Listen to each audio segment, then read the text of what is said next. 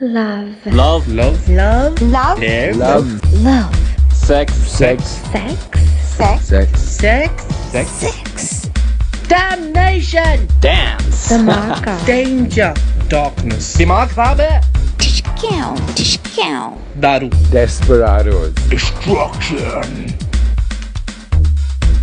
This is the LSDcast, India's first podcast about love, sex, and dating. Prem! Rogue. Wow, this is really like a Bollywood movie. What is Prem? Baby, don't hurt me. Baby, don't hurt me. Okay, listen. Stop it. This is so cheesy. I just want to let our listeners know we are not usually like this, but today is a special day. He's lying through his teeth. If you've heard any of our previous podcasts, you know that we are always this cheesy. We can't help it.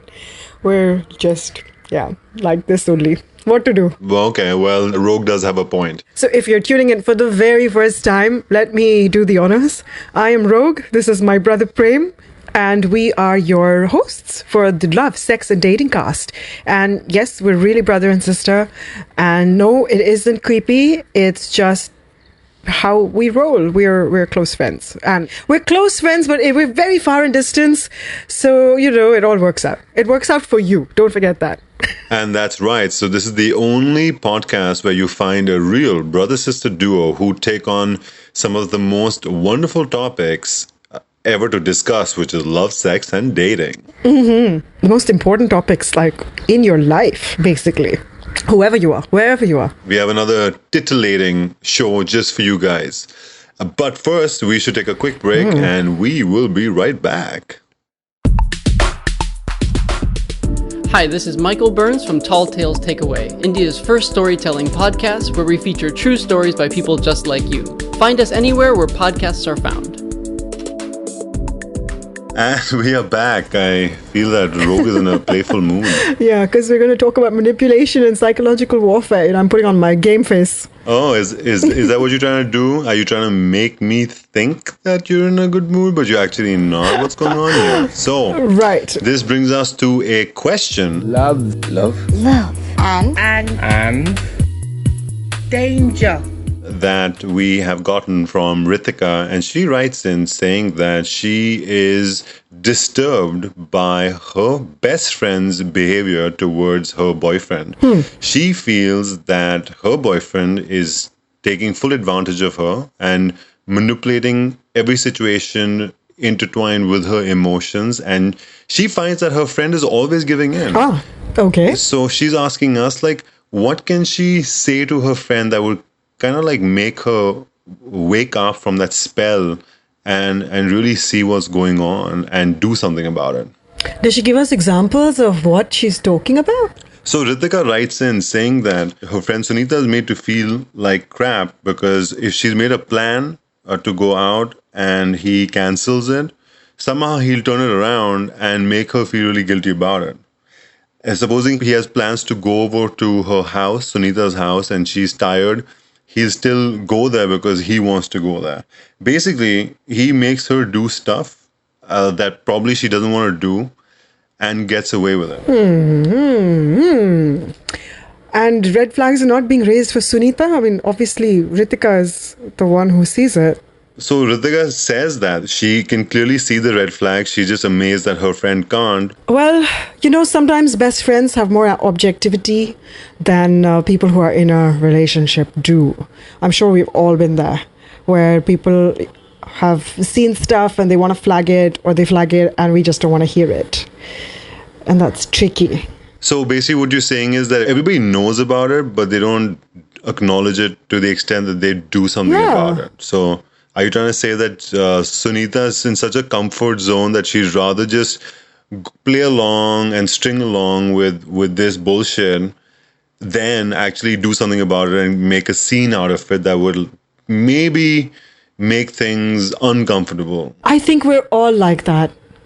I think we're all slightly delusional about stuff, especially in the early stages of a relationship where we're just happy to please and it's like there's so many pressures that make people stay in things that are unhealthy. Like either you're in denial, or sometimes you feel like you've hit a insecurities. Definitely, people are afraid of being alone more than anything else in the world, and so they'll hold on to what they've got because they're so afraid they'll never have a chance again. I'm sure everybody listening, unless you're like supremely secure and you're just one out of a billion, has been in this spot where you're just holding on to something that's not good for you. Right. And you don't want to hear what people say about it when they're pointing it out to you. So then, then what you're saying is that no matter what we tell Ritika, and she goes ahead and tells her best friend, Sunita, I'm sure that Ritika feels her pain. So are you trying to say that no matter what we say, Ritika will not be able to help Sunita out? Is that what you're trying to say? Kind of. I don't think Ritika should stop trying. If your friend is in pain or doing something that's going to have long-lasting negative effects on their self-esteem, on their relationship, obviously it's your job. It's part of the job description. It's your duty to keep pointing it out. Gently at first, but then if you have to, intervene or do an intervention, then I'd say do it. It can come back and bite you in the butt. We've discussed this before, where, you can say something negative about the partner and then like they break up. And then, of course, they get back together and you're that bitch who hates the partner and it causes all kinds of problems. So it's a very tricky situation, actually, because one, you have to speak your mind, but you can't speak your mind that much. And two, if you do, then you have consequences of losing that friend. So it's a very tricky situation. But I think that what is it that we're discussing here? We're actually discussing the manipulation that's going on, and there has to be something said because it's definitely going to affect everybody. Okay, so maybe what Ritika needs to do is try this. It's a little psychological trick where you put out a problem about yourself or somebody else, like a fictional problem. So she would talk to Sunita and say, Sunita, I have this friend who's doing this. Or if you had a friend who was doing this, and then describe what Sunita's doing and then say, what is the advice you would give her? Chances are that if she doesn't think it's about herself, or even if she recognizes it, there's a little self-awareness where the person in question says, I would tell this person to drop it and run. Or run for the hills, if you're me. At which point Ritika can say, Sunita, you are doing this. Listen to yourself. You are perpetuating exactly what you're saying X shouldn't do. Personally, I found that works quite well, but the other person has to be receptive to it. I mean, they have to have more self-worth than, most people do. I think society just kills our self-esteem to where we're all kind of stuck in this last chance sort of thing. But if I don't hold on to this with all I've got, or bend over backwards to make my partner feel like I'm doing everything I can to hold on to this relationship, they will leave me and I will be all alone. And maybe Ritika needs to just help her understand that that's A, not such a bad thing, and B, there are always other better options out there, because everybody deserves someone who respects them and their choices and doesn't manipulate them, man. Yes. Oh. I feel that Ro could be Sunita's best friend. Well, I think I've definitely been where Sunita is. And yeah, I think all the women out there, anybody actually who's going through that needs a bit of Rogue in their life, because I must agree with you. A little bit of Rogie in your life. Yeah, and there's another little gem hidden in what you were saying, is that if you're a true friend, Ritika, then you're going to do the right thing and you're going to stick by Sunita no matter what, and be that voice of reason. And like Rogue said, it's your job as a best friend, and you have to do it, even if it hurts to watch it unfold, because life will just take its own path.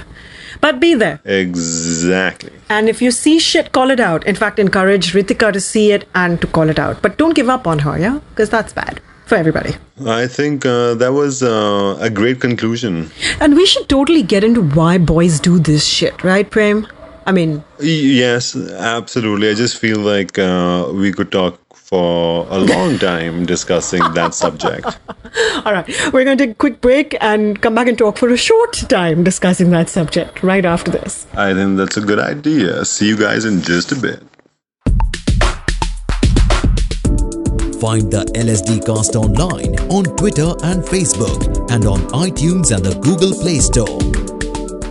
We are back. We are. It's us. It's us, Prem and Rogue. Did you miss us? It's us. Yes. Yes, it is. So, Rogue, by the way, just about the discussion that we had, Yeah. is not just one-sided, huh? Even it's mutual. Even men get manipulated. It's not only women who get. Well, Yeah, of course. I have more girlfriends who share, so and we sympathize with each other. But I have been manipulated. Really? When I was younger. When you were younger, okay, tell me what. Tell us all. Okay, when I was much younger, I was dating someone older than me, about 6-7 years older than me. So there used to be a lot of psychological war games that used to happen. Really? And and every time, like, I didn't give the person what they wanted, which was simple stuff, like either hanging out, my time, or like going for a movie, and I couldn't go, or I had to spend time with mommy and daddy. I'm just kidding. If I had to do something, she would make a really big deal out of it, and I always felt that I was giving in. And then another thing happened. She used to be super condescending and rude, trying to belittle me in ways that I realized that it was just a control game. She thought by talking down at me, she has the power, you know? That's kind of horrible. So women do that as much as men do. But did she get her way by doing that? Did you give in? Yeah. Ouch. I did. But I was young and foolish, and everybody goes through that. But I think it would have happened to the best of us. Oh, I'm sure. So do you think you were like insecure, or you were just trying to please her because you just wanted her to be happy, or you thought you couldn't do better? Like, what was going on? I think so many things. I was still figuring myself out. Of course, you're insecure. You're not so sure about yourself at the time. So yeah, all those things, and plus, there's a lot of you're emotional. You have that connect. Plus, there's also, don't forget, you always at that stage in your life, you always feel that something is way more than what it is. Actually, in any stage of your life, I'm fairly sure that when you're serious about somebody, you really want to believe that it's going to be it for you. Absolutely. Exactly. And you're right. It could happen at any age. So, which sucks, no? It does. But, this is part of human nature, and it's something that you can think about controlling, but I don't believe that one can. No, I think you can. I think the more self-aware you become, and the more experiences you have, plus the more podcasts you listen to, hosted by like Prem and Rogue. Yes. There you go. I absolutely agree with the fact that awareness goes a long way. Self-awareness goes a long way. But you see, there's a thin line where you can get paranoid about stuff like this, and then you start you become hugely judgmental, and you kind of like pre-decide that things are going to go bad anyway, so you try to safeguard yourself. Right. So there's some sort of happy medium between being jaded. Yes. So self-awareness is a very good word, and you're right. This is where you find it on a podcast like ours. So before concluding this show, I must tell you that you can find us at Rogue. Why don't you tell us? Well, we're on Twitter, and we tweet things that are important and interesting and fun, along with videos, like a playlist. We're on Facebook, LSDcast, on both of those places, and you can email us, of course, lsdcast@sonolog.com. That's right. So we would love to know what you think about our show. We'd love some feedback, and we would like you guys to continue writing in with anything that you have in mind that you couldn't discuss with whoever, whenever, but you can do it here. And as promised, we always keep your identity hidden. That's right. Okay, I think on that note, we need to go. That's right. We will catch you soon.